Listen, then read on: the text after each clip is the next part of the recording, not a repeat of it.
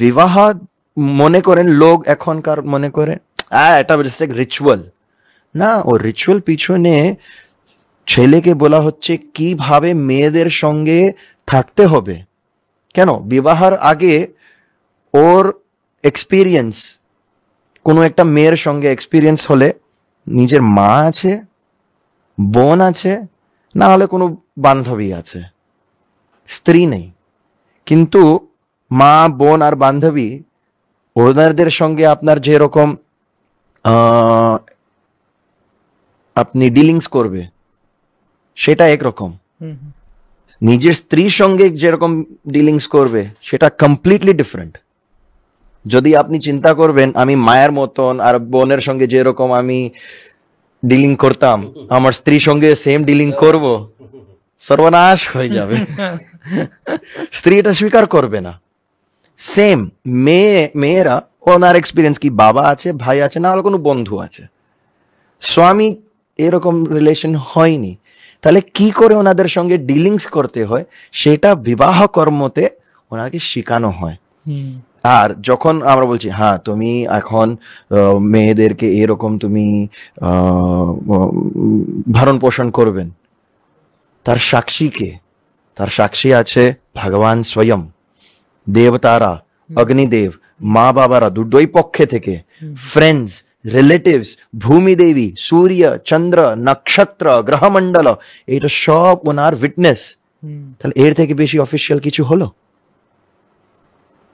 ভূমণ্ডলে, জম্বুদ্বীপে, ভারতবর্ষে, ভারতখণ্ডে, মেদিভূতস্য সুমেরো দক্ষিণে, আমরা কত রেফারেন্স দিচ্ছি। এই জম্বুদ্বীপে হচ্ছে, ভারতবর্ষে হচ্ছে, সুমেরু পর্বতের এই দিকে হচ্ছে, গঙ্গার পূর্ব ভাগে হচ্ছে, মায়াপুর ধামে হচ্ছে। আর কার সবাই দাঁড়িয়ে আছে? জগন্নাথ দাঁড়িয়ে আছে। জগন্নাথ বলতে সুভদ্রা সন্নিধৌ, ওনার সাক্ষীতে, সুদর্শনের সন্নিধৌ, গুরু বৈষ্ণব অতিথি বহনী, বহনী মানে অগ্নি, ওনাদের সমাজের সন্নিধৌ, ওনার সাক্ষীতে। আজকে আপনার মেয়ের তারপরে কে, ওনার এটলিস্ট 3 জেনারেশন, বাবা, দাদু আর দাদুর বাবা। এখন তো পাওয়া যায় না, কিন্তু আগে 7 পুরুষের নাম, 7 পুরুষ হতো, কিন্তু এটলিস্ট 3 পুরুষ। ওনার বলবে, ছেলের সাইডের 3 পুরুষের নাম উচ্চারণ করে বলবে এখন তোমার বিবাহ হলো। তাহলে এটা থেকে আর অফিসিয়াল কি দরকার? ঠিক আছে, গভর্নমেন্ট রুল করেছে, এটা ফলো করতে হবে, কিন্তু এই সব আশীর্বাদ ছেড়ে আমরা শুধু কোর্টে গিয়ে বিবাহ করে নিলাম, সস্তাতে হয়ে যাবে। আর তারপরে আর অপশন কি দিয়েছে, যদি সঙ্গে ভালো মতন হবে না আমরা ডিভোর্স করব। মানে বিবাহের আগে আপনারা অলরেডি চিন্তা আছে কি আমার কাছে ডিভোর্সের অপশন আছে। আমাদের সংস্কৃতিতে ডিভোর্স অপশন নেই। এটাই আমি জিজ্ঞেস করতে চাইছিলাম যে বিবাহ সংস্কার সম্বন্ধে বলছেন, বিবাহ বিচ্ছেদ সংস্কার সম্বন্ধে এরকম কিচ্ছু নেই, কিচ্ছু নেই, কিচ্ছু নেই। বিবাহ বিচ্ছেদ সংস্কারই নেই, নেই। আপনি যদি রেসপন্সিবিলিটি নিচ্ছেন, বিবাহের মন্ত্র আছে কিন্তু বিবাহ বিচ্ছেদের মন্ত্র নেই।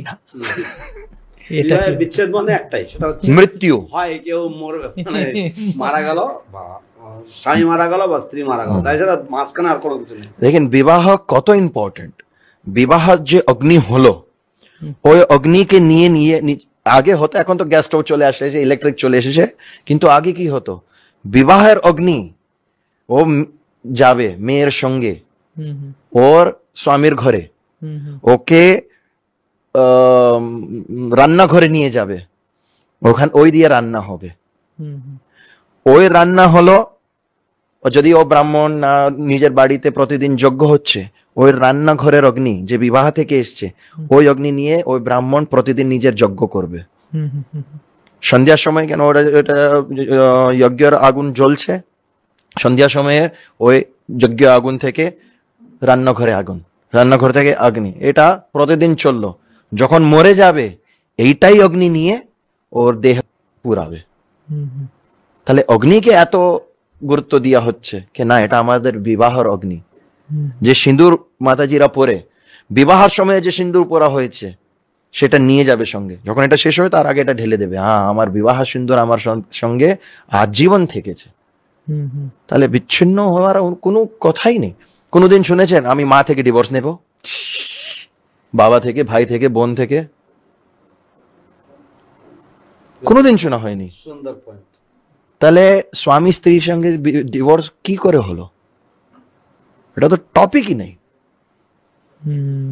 হ্যাঁ, মতভেদ হয়েছে, আর এখন ডিভোর্স হচ্ছে কেন?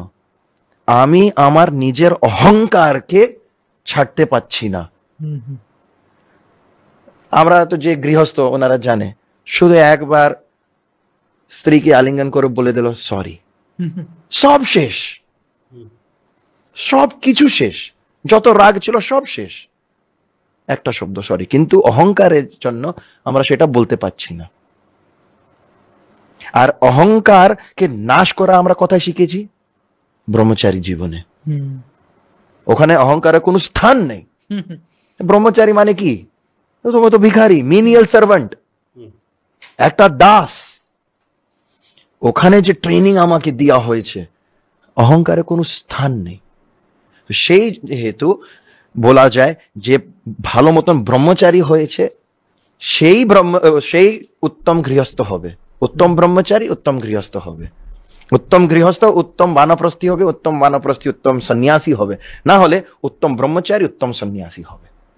তো ব্রহ্মচর্যা একদম অনিবার্য, সেটা আপনি আগে গিয়ে গৃহস্থ হোক না হোক।